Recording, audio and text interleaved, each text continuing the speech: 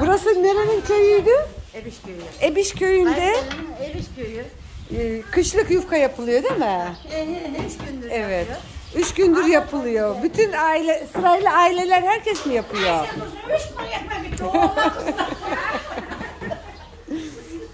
Burada bir dakika. Nerede pişiyor Serpil bu? benim Serpil bu ocağın adı ne? sesten darıyorum da Tandırda pişiyor. Tandır ekmeği. kandırda. Evet bak teyzemizin becerisine bak maşallah. Koca yufkayı kaldırıyor. Fabrika sistemi çalışıyorlar. Orada küçük yufkadan başlıyorlar böyle.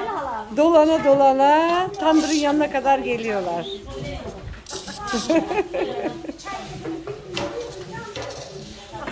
Valla. Çok güzel. Anlatıyorsan ben de dinleyeyim hikayeyi teyzem.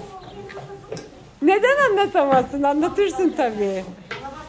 Şakanın bacısı var. He. Kız kardeşi. He. Bunun şimdi kendini görmeye gidiyor. Çay çağırıyor. He.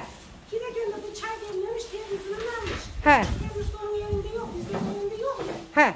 O da demiş ki bir eşya diye bir sürüyorum diye eşya o demiş. Tarlaya varacağım diye bir topu indireceğim. Çay dibime dedim içeceğim onları diyor. İçtim diyor. Açtım indirdim diyor. Bir üstüne örtüm diye. Çayımı açtım dibime diktim diyor. Su gibi diyor. Dedim içim dışım yandı. Ay kurban olayım canım benim. Çektim diyor.